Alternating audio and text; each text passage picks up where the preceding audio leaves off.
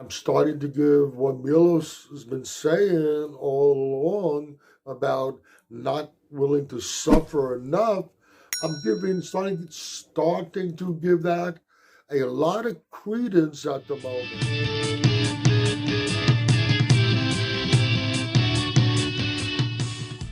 Okay, typically going into the Olympia, the reigning champion would be the strong favorite. After the results of this Arnold, that's questionable. It's also pretty much accepted for the most part that you win the Olympia title, you solidify yourself as a champion when you come back for your first defense and you retain the Olympia title. And we've seen uh, multiple time Olympia winners. Typically, that's been the pattern through the past. But over the last 6 years, we've had 5 different Olympia champions. Only one person came back the following year and won it the second time, and it's debatable, was Ramy. Okay, so now what are what's the likelihood of Samson retaining the title of Mr. Olympia? Now, we got the impression now from the judging, the way the scores have gone over the last few years at the Olympia, you are not given a little bit of a pass when you return as the Olympia champion. If you don't bring it, you're not going to leave with it. Okay, Samson's issue has been bringing it. Now, yes, his conditioning for this last Olympia, where he won the title, was his best to date. But it's still, I think most people would agree, it was still a few steps below where ideally we would want to see it to be. He needs to bring in the next level conditioning. Give him all the credit in the world for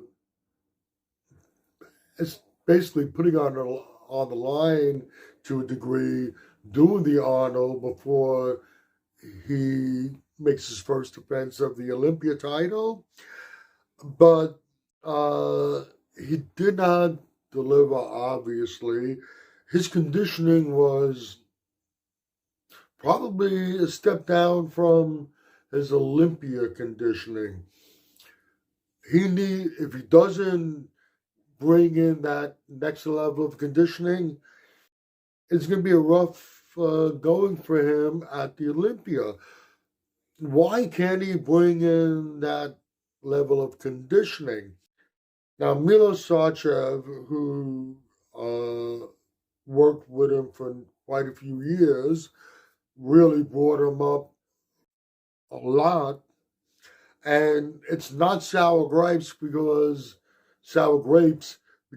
he's not working with him anymore, but Milos still praises him to the heavens and beyond as far as what he has as a bodybuilder, his gifts as a bodybuilder.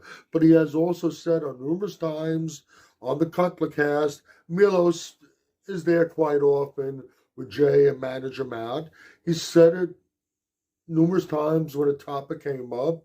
Samson does not want to suffer. Milos brings up this fish thing.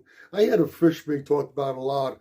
I'm not 100% sold on it, but hey, who am I to question these guys? They say it works, but he's always brought up Samson doesn't want to eat fish. He doesn't like fish.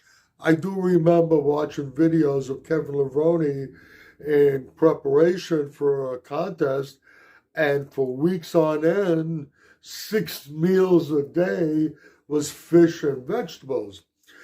Uh, and then on a very recent cast, Phil Heath was on it, and the subject of Samson came up again, and about the conditioning thing, and the suffering thing came up. And interestingly, both Jay and Phil talked about the fish also, but also Jay brought up about their cardio, uh, 45 minutes twice a day on a stair mill.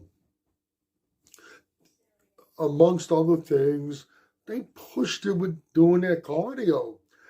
I watched Samson doing his cardio. He's on the treadmill. I'm not sure how long he spends on it, but at the pace he's going, Ronnie Coleman, he walked on a treadmill for 2 hours. I'm bringing him up because people seem to like to compare Samson and Ronnie these days. Ronnie walked an hour in the morning and an hour in the evening, but look at the pace that he walked at, and it almost looked like he was sprinting compared to the pace that Samson walks at. And I'm starting to wonder whether Milos has a valid point when he's talking about the suffering, not just the diet. Obviously, I see him lifting, doing his workouts. It looks like he's pushing it, but you need to push it on all levels.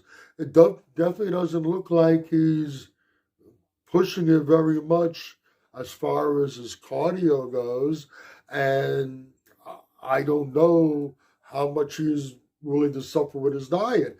You have the cardio is a very essential part of it when you want to come in ripped and shredded. Very few people. There are some exceptions.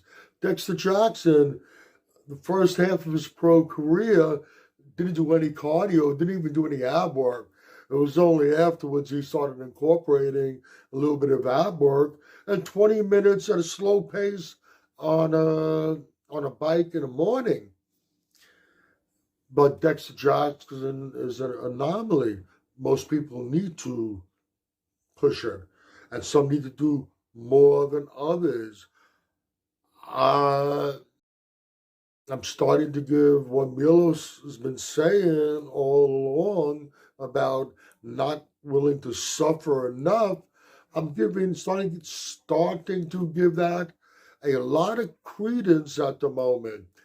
And like I said, going by what we saw at this past Arnold, I don't have a lot of confidence at this moment that Samson's going to be able to bring that conditioning to the next level.